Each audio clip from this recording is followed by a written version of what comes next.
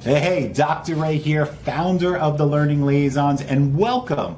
Welcome to our Wednesday evening math sessions featuring our math specialist and your math specialist, Amy Sink. In the next hour, Amy has put together a sample set of approximately 10 practice questions that run the gamut from kindergarten levels all the way through 12th grade high school math. Now, I know you are attending here, watching this, and you're like, well, I'm doing elementary in Texas, or I'm doing elementary in Praxis, or I'm doing high school math in Florida, or middle school math in Texas. And what's going on here, right? So we're doing these sessions to help you guys out and provide you with different ways to look at problems and to build that confidence. Because here at the Learning Liaisons, one of our major objectives is to clear up the testing confusion, give you the support you deserve in order to nail your exam and be done with it. So our focus is on math. Now, are we going to be just focusing on high school math the whole hour or elementary? No. We've got a mixture here. Now, Amy's going to go through a bunch of problems. You're going to have the opportunity to download those as a PDF. So when Amy starts, just pay attention to the screen. We're going to have a message there for you so you can download the PDF in case we don't get to all the problems or want to practice on your own. She's going to do her best to go across all different grade levels.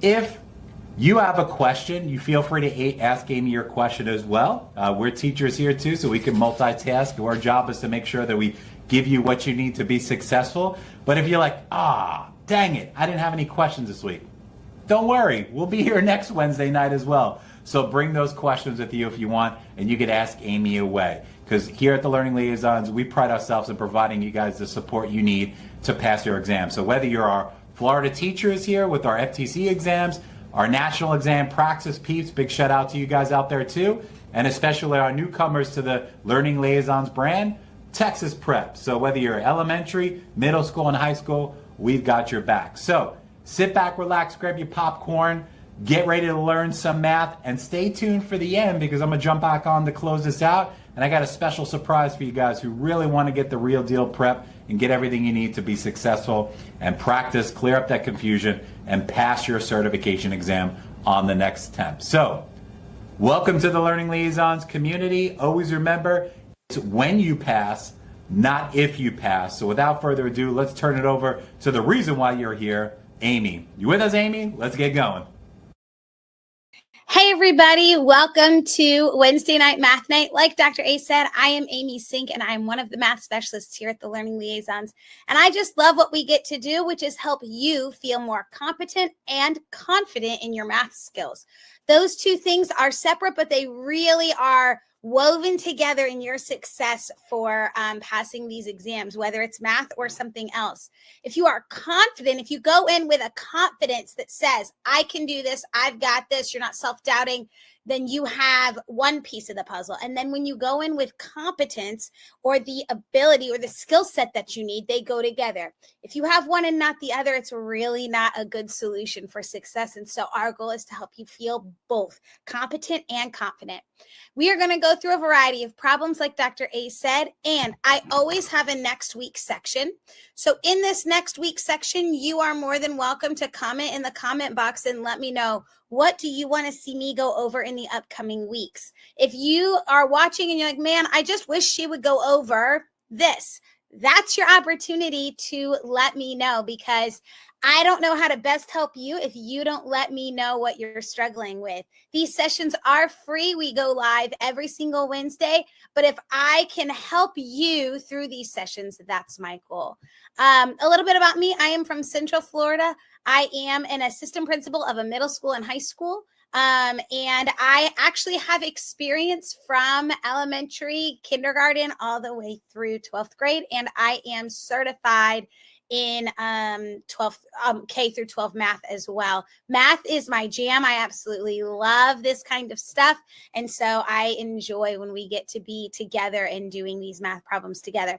Ask me any questions you have. That's the reason that we are here together. So if you have any questions, you can feel free to let me know. And without further ado, we totally forgot to do the where are you from? What test are you prepping for? So I always like to get to know who's in the room a little bit. So let me know in the comment box where you're from, what test are you prepping for, and to get to know you question, because it makes it feel a little less like we are in a computer screen and a little bit more like we are together. So where are you from? What test are you prepping for? And get to know you question. Are you a pumpkin spice person? Fall is, a friend of mine recently said, I'm forcing fall. That's how I feel in Florida. I'm forcing fall. I'm wearing the fall things. I've stopped wearing white because I don't know. I like the rule. Some people don't. I'm wearing all the fall colors, but it's still 85 degrees outside, so it doesn't feel like fall, but I'm forcing fall. But I am not a pumpkin spice latte chick. I love the smell of like the spiced pumpkin like smell, not too pumpkiny, more spiced in my house during the fall season. But pumpkin spice latte, not my jam. I don't love it. I don't like pumpkin spice Cheerios, pumpkin spice candy, none of it. I don't like pumpkin pie even, but man, all the pumpkins are in my house. I love the feeling of fall. So are you a pumpkin spice latte person? I know there is a big group of people who love it. They look forward to it every year. I don't know if they actually like the taste or if they're just nostalgic because it's fall. But let me know in the comment box your thoughts on that. Now let's go ahead and get started with problem number 1. Selena is filling up a cylindrical container that is 8 inches tall with sand until it is 3/4 of the way full. If the container's base has a diameter of 6 inches, what is the volume of sand Selena will be putting into the container? What is the volume of sand Selena will be putting into the container? So Selena is filling up a cylindrical container, which tells me my container is going to look something like this. Right? There's my container, and it's 8 inches tall. And I'm actually going to make this just a little bit bigger. There we go. It's 8 inches tall. So the height of this container is 8 with sand, and she's filling it up with sand until it's 3/4 of the way full. So we're putting sand all in here until it is 3/4 of the way full. All very useful information. If the container's base has a diameter of 6 inches, I'm drawing this picture here. So this right here is 6 inches. This is also 6 inches because the top and the bottom are going to be the same. What is the volume of sand that Selena is putting into the container? And that's our main question. Volume of sand that she's putting in the container. So if I'm looking for volume of a cylinder is going to equal pi r squared times h. And really, if you think about the formula for volume of a prism equals area of your base times your height of your prism. Volume of a cylinder is the exact same thing as volume of a prism. This is the area of my base. My base just happens to be a circle times the height of my prism. So it's interesting because it's the same formula. We just have to memorize it 2 different ways, I guess, but that might help you remember the formula for it. So pi r squared h is the area of a circle. And R, now I'm kind of going a little bit more elementary here, but I want everybody to get something out of this problem. Even if you don't need to understand how to find volume, you need to know the parts of a circle. So if I have a circle, my radius is the distance from the center of the circle to the outside, and there's an infinite number of radii, right? All of those are radius. And my diameter is the distance from one end of a circle to another, but it has to go through the center.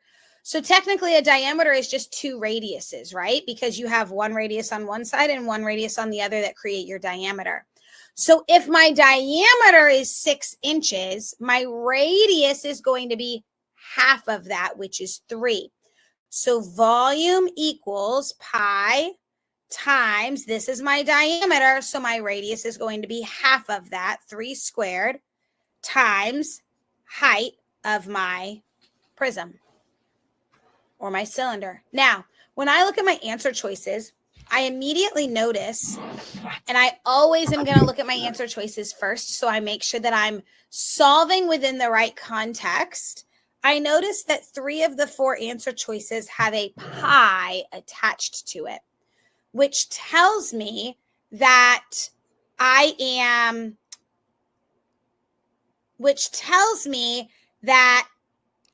don't need to multiply through 3.14. It tells me that I don't need to multiply through 3.14. And it looks like I'm having a little bit of technical difficulty. And so I'm going to reconnect that iPad.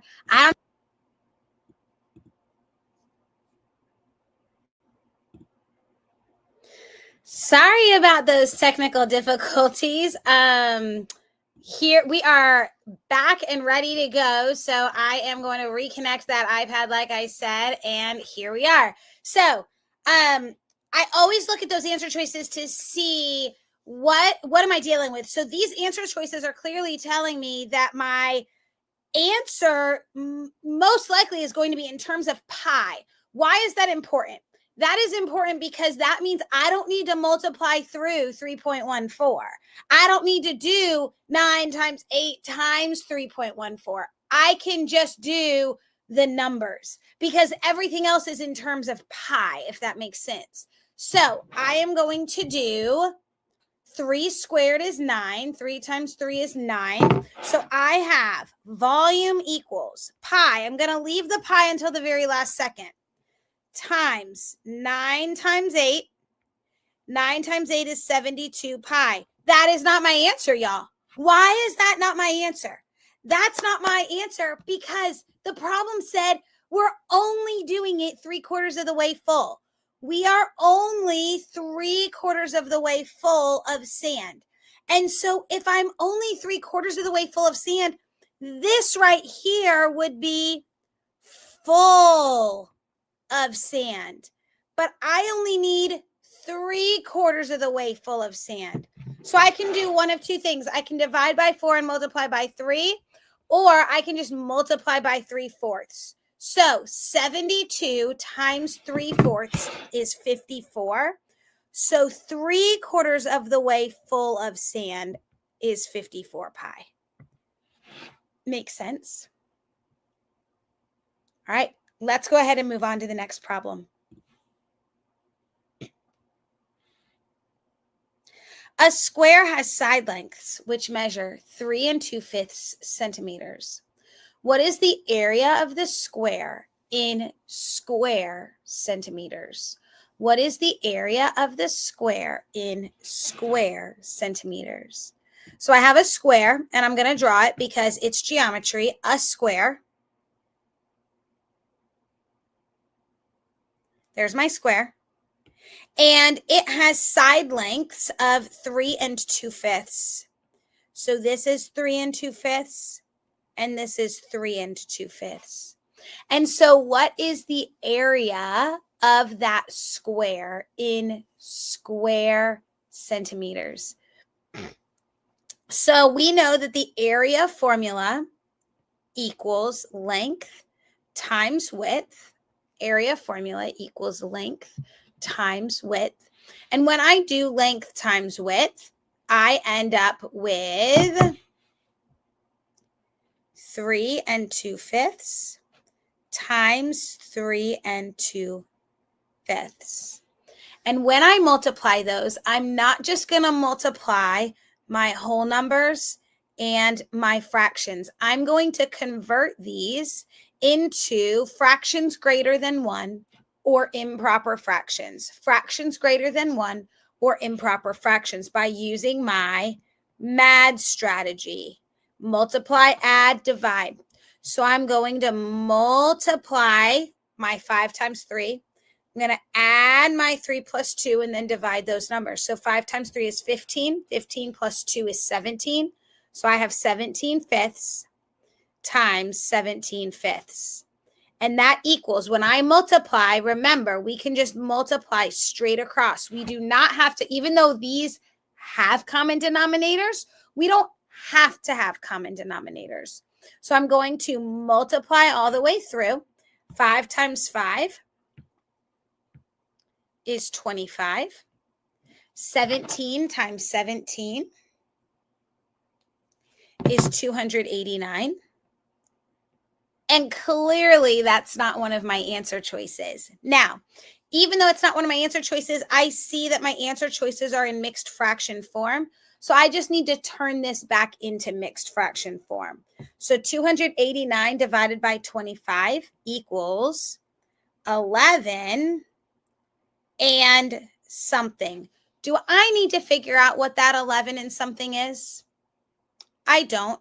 It's 11.56, but it in decimal form, but I don't need to figure out what that fraction is. Why do I not need to do that? Because the only answer choice that has 11 as the whole number is C. Now, if I wanted to figure out the fraction, I could use my understanding of anchor fractions to kind of figure out that that's the right answer. I know that 0.56 or 56 hundredths is just a tad bit, just a tiny bit more than half, because half would be 0.50. So 0.56 is just over half. 14 25ths is going to be just over half. Half of 25 is 12 and a half. And so 14 25ths is going to be just a little bit over half. So I can tell that this answer makes realistic sense. It's got a realistic element to it because it's just over half. Now, if I really wanted to figure this out, I could figure out what 289 over 25 is. 1 time, 3, 1 time. Let's shrink this down a little bit so we have enough space.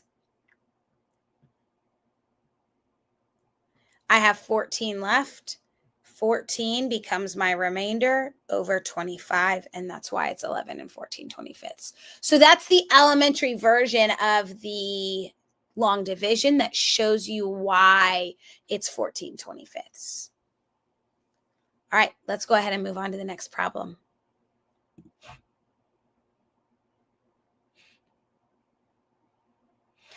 The following XY plane shows the graph of polynomial h with degree 3 and with real coefficients. At which of the following values of x is the first derivative greater than 0 and the second derivative less than 0? At which of the following values is the first derivative greater than 0 and the second derivative less than 0? So this is all day a calculus problem. This is all day a calculus problem. The first thing that we need to remember is that first derivative, or h prime of x or f prime of x or whatever, is the slope of the line tangent to the graph. And your second derivative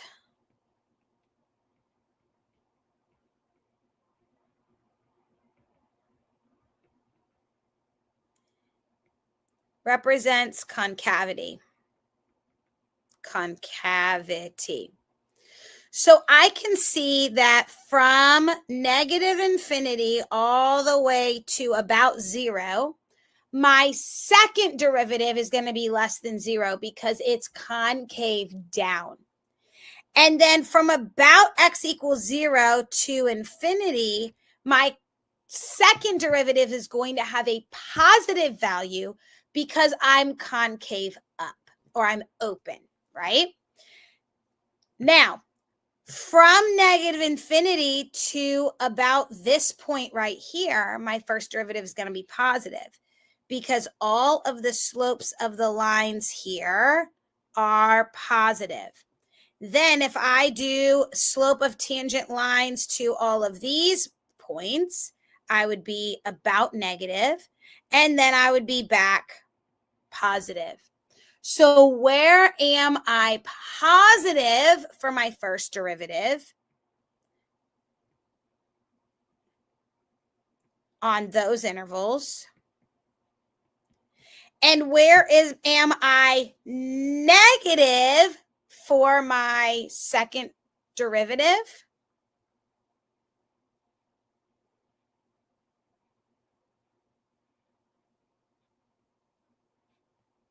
There. So which of the following values falls in that range? -3, -1, 1, or 3?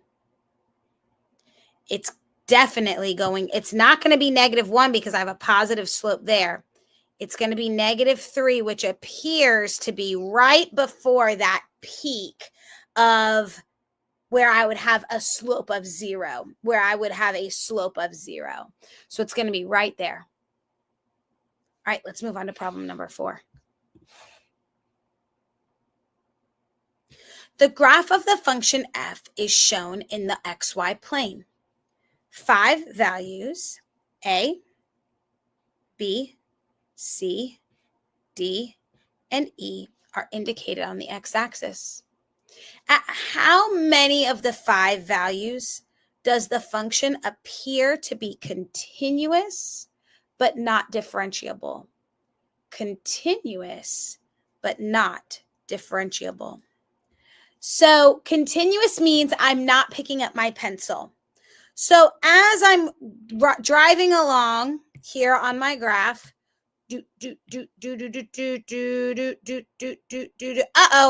I'm going to have to pick up my pencil right there. I'm going to have to pick up my pencil and jump here. That is jump discontinuity. So at B, it is not continuous. Then we're going, we're going to have to pick up our pencil to come back down here. So C is the asymptote here, which is also not continuous. Let's keep going. Pothole. I'm going to have to jump. There's a hole in the graph. So that is not continuous. So they are asking for continuous and differentiable. The only 2 places where we are even continuous is A and D.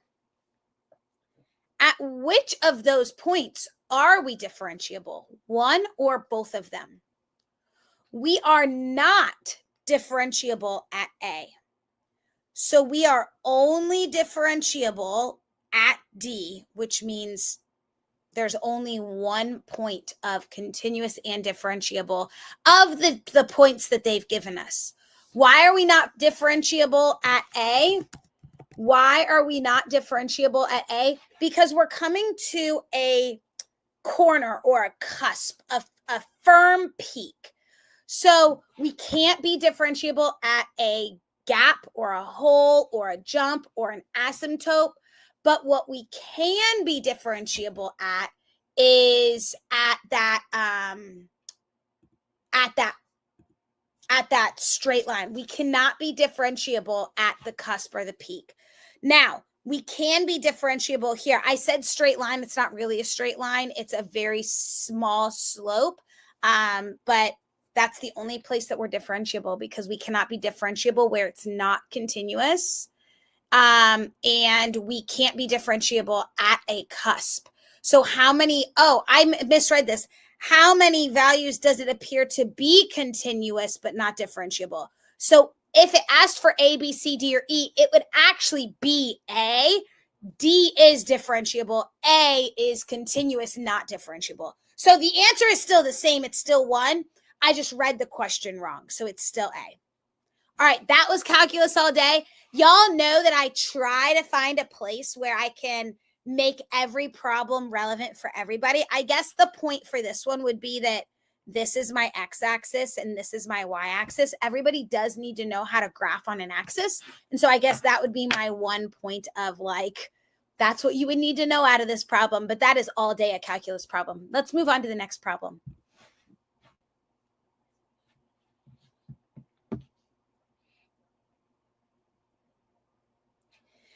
If A is between 5 and 15, and B is between 120 and 300, then A divided by B must be between 1/24 and 1/20th, equal to 1/9, between 1/60th and 1/8th, equal to 1/10th. All right. This is a fun one. So our first gut when we look at this problem is to say, hey, if A is between 5 and 15 and B is between 120 and 300, then A over B must be between 5 over 120 and 15 over 300. However, that is not correct. And I'm going to show you why. And the first time I solved this problem, that's what I did. And then when I saw what I did wrong, I was like, oh, duh. So 5 over 120 is not the smallest fraction you can make with your A choices and your B choices. So if I'm looking for what A over B must be, then I really am looking for the smallest value that I can make and the biggest value that I can make. The smallest value that I can make, the smallest A is 5, but the biggest B is 300. 5 over 300 is a much smaller fraction than 5 over 120. 5 over 300, if I did that in my calculator, is 0.0167 repeating. 5 over 120 is 0.0416 repeating. So this is a much smaller fraction. And what's the biggest fraction I can make? 15 over 120. 15 divided by 120 is 0.125, which we all know is 1/8. Now, this is what A over B has to be between, because A could be anywhere between 5 and 15, and B can be anywhere between 120 and 300, but I want to make the smallest and the largest values out of that. So if I divide both of these by 5, 300 divided by 5 is 60. So it has to be between 1/60th and 1/8. That's a weird, fun problem, is it not? All right, let's go on to problem number 6. We are rolling right through this content.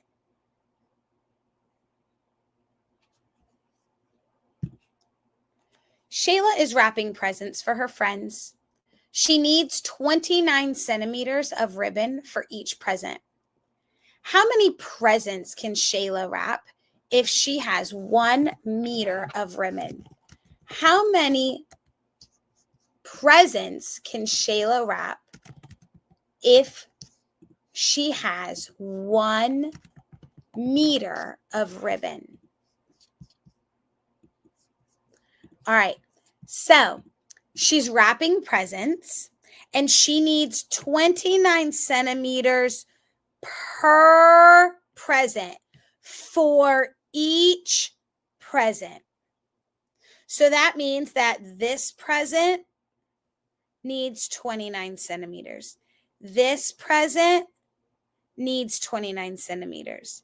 This present needs 29 centimeters, and so on.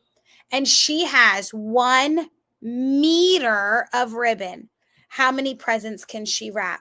Well, I need to figure out how many centimeters are in 1 meter. Some of you with this problem will have a conversion sheet. Some of you will not. If you have a conversion sheet, it's probably going to tell you that there are 100 centimeters in 1 meter. Centi means 100. Like a century is 100 years. Cent is 100. There's 100 cents in $1. Cent means 100. So there's 100 centimeters in 1 meter. So I have 100 centimeters of ribbon. So 29 plus 29 plus 29 plus 29. Let's see how many 4 29s equals. That equals 116 centimeters. Can she wrap 4 whole presents? She cannot. It's too much. She wouldn't have enough for that 4th present. So Shayla can only wrap 3 presents total. Now, 29 times 3 does not equal 100. 29 times 3 equals 87. She will have leftover ribbon for this project, but she doesn't have enough left over to wrap that 4th present, which is why the answer is 3. Questions? All right, let's move on to the next problem. An object is traveling through space with a velocity of v of t equals 4t minus 4. If at t equals 1, the position is 5. If at t equals 1, the position is 5, what is the particle's position at t equals 4 seconds? What is the particle's position at t equals 4 seconds?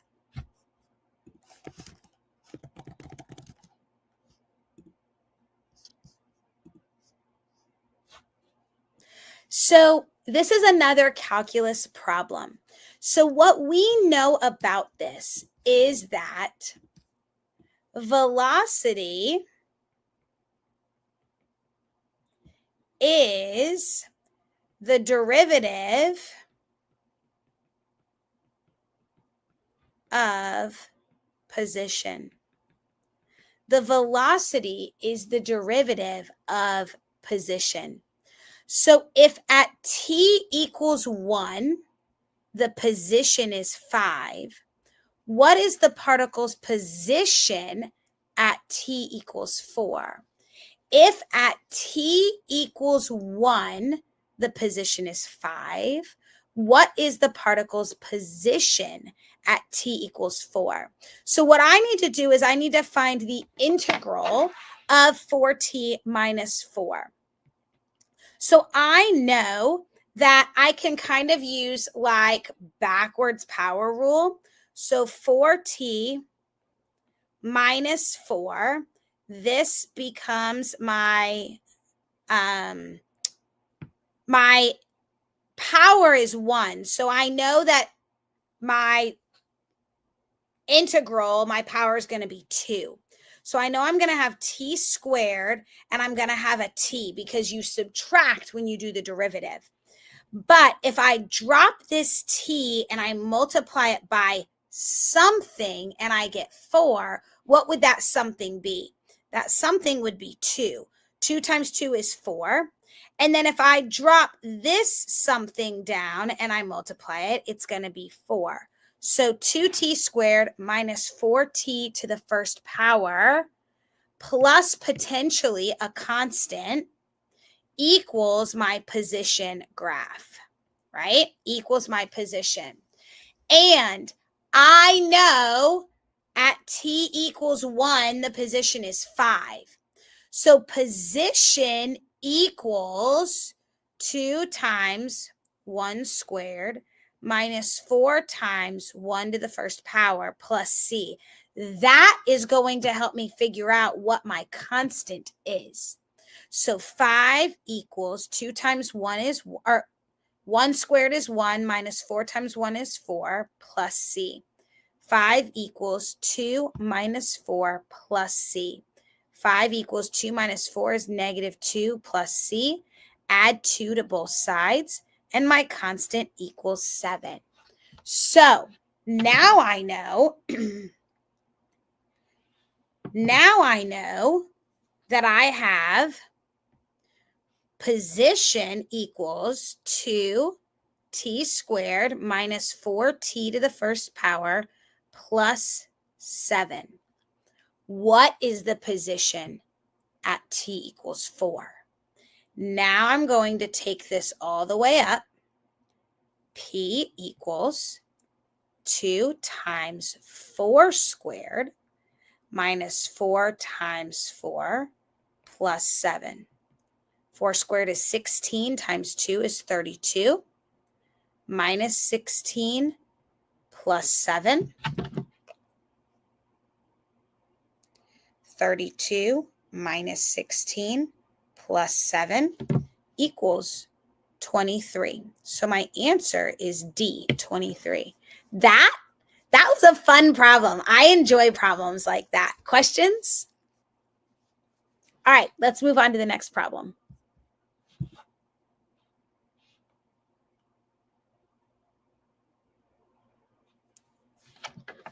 The position of a particle can be defined as x of t equals 0.34 t cubed plus 2t. Find the instantaneous velocity of the particle at 3 seconds. Find the instantaneous velocity of the particle at 3 seconds. So the interesting thing about this, we've done quite a bit of calculus today. I promise next week we'll do a little bit more elementary. Let me know in the comment box. Don't forget, let me know in the comment box what you want to see next week. Some of you are going to be like, no calculus. Let me know in the comment box what you want to see in the upcoming weeks so that I can make sure that I include it. So the position, we already established, we have position, and we already established in the previous problem that velocity is the derivative of my position function. And so instantaneous velocity literally means what is the velocity in that single instant versus average velocity is the slope formula from the derivative. So if I was finding average velocity, I would find the velocity at 2 different points and then I would do like the average of that. So I would find my slope formula of that velocity and find that.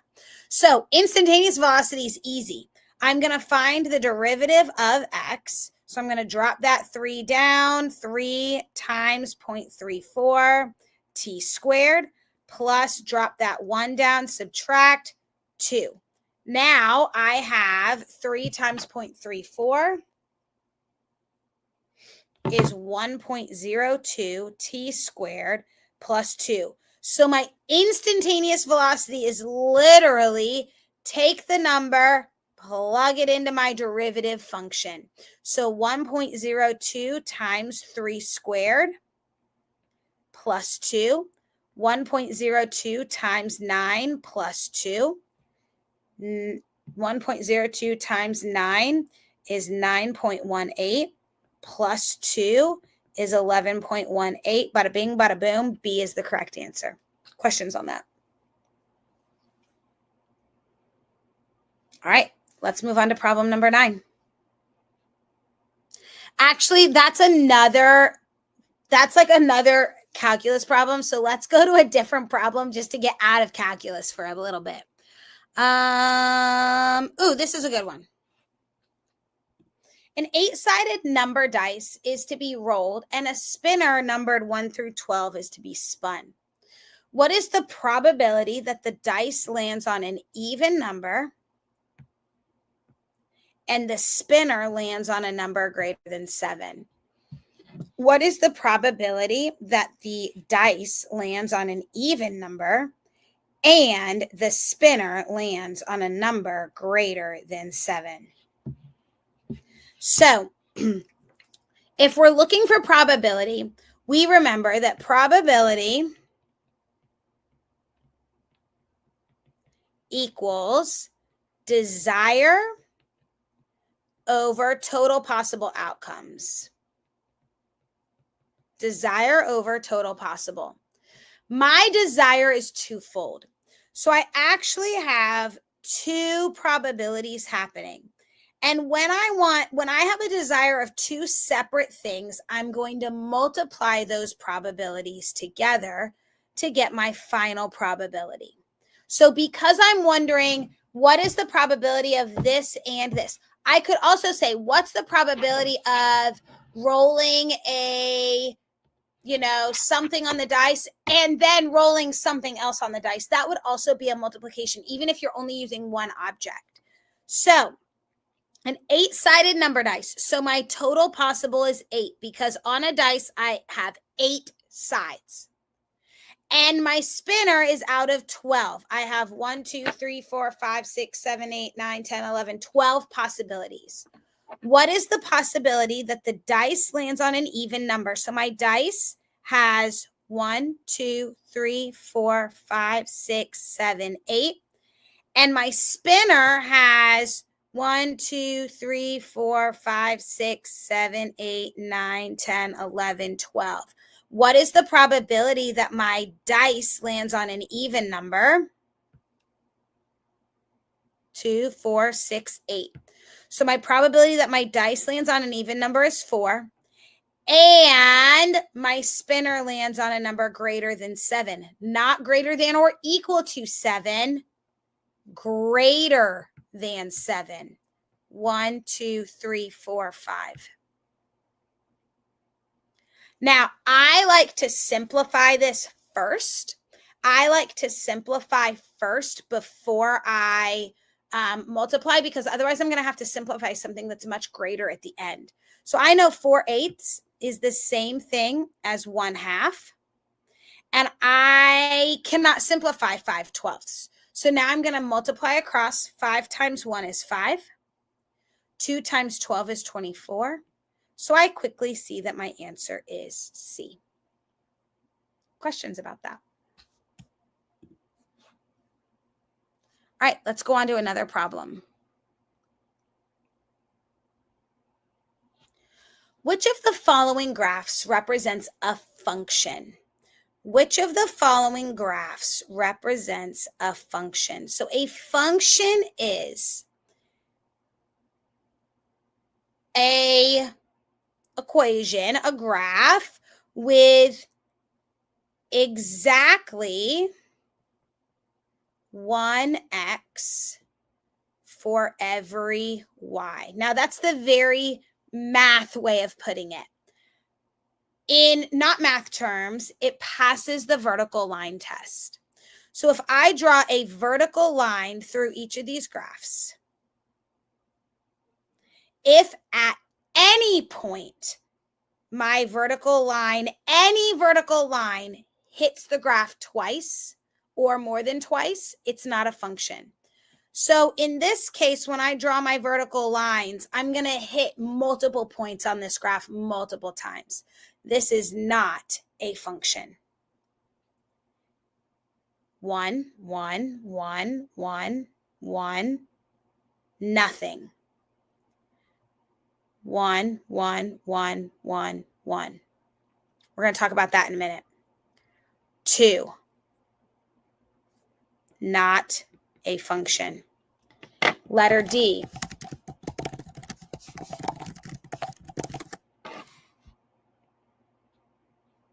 Not a function. So letter B, let's go back to that. If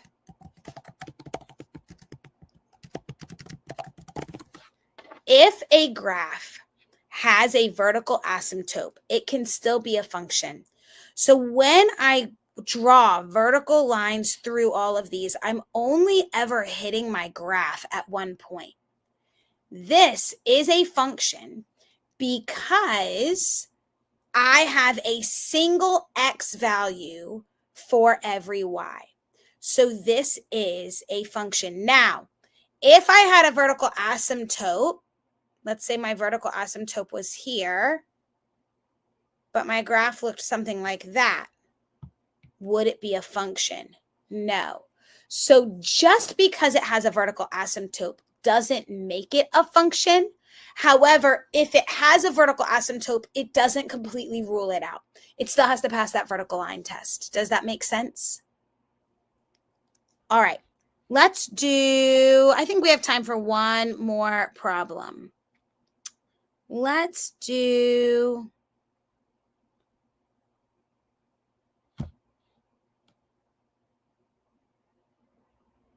this one.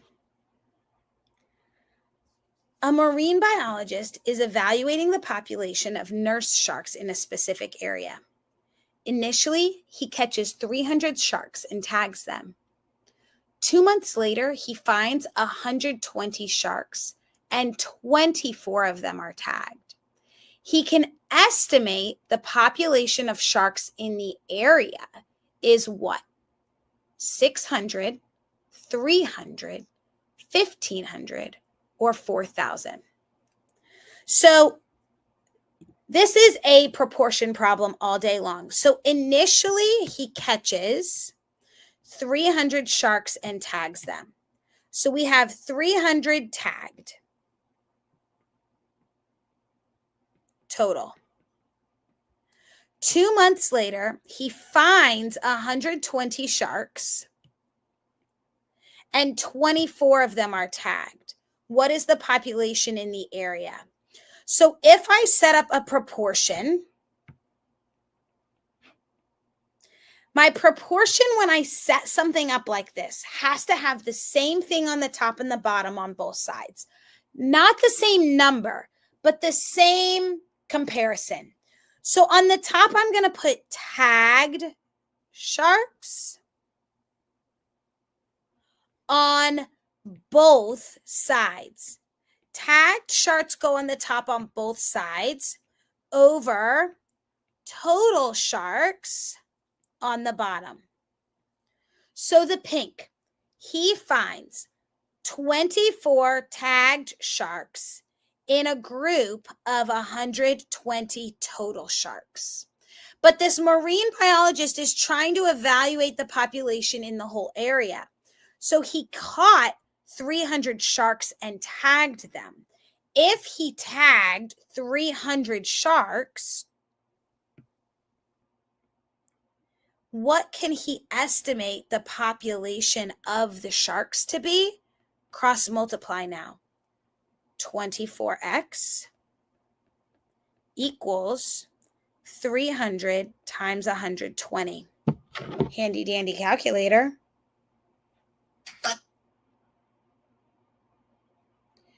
300 times 120. 24x equals 36,000. Divide them both by 24. X equals 1,500. C is the correct answer. All right. Don't hesitate to let me know in the comment box what you want to see me go over in the upcoming weeks, and I'll add it to my next week's section. I look forward to seeing you all next week. I'm going to turn it back over to Dr. A to close us out, and I will see you all next Wednesday. All right, so wasn't that an amazing session? Now, I know, depending on what exam you have to take, you're like, man, that was great, but she didn't address everything I needed. She focused on all different questions, and I just need elementary, or I just need middle school, I just need high school. Don't worry. Since you're still with us, I've got a special surprise for you. If you use the coupon code, all capital letters, SYNC 35. That's SINK 35. That will take off 35% off any of our prep courses on our website at the Learning Liaisons. It doesn't have to just be math. It could be anything that you need that we offer. And this is going to be an ongoing deal for you guys who attend these live sessions, because these are great. I'm sure Amy opened your eyes to some new concepts, some new ways to tackle problems, building that confidence. But this is just a smidget of your exam, the concepts on your test. So if you want the comprehensive view with the practice with Amy, with the practice test, with the lessons and the content review, we've got your back on our video boot camps, which all of them feature Amy Sink, your math specialist. So if you want to take advantage of that, the code is SINK35. You can use that at checkout on the learningliaisons.com website. And all that information is on our website as well, and on the bottom of the screen in this video. So we are here to help you. Once again, always remember, it's when you pass, not if you pass. Thank you for joining us again today, and hopefully we'll see you next week too. Talk to you soon.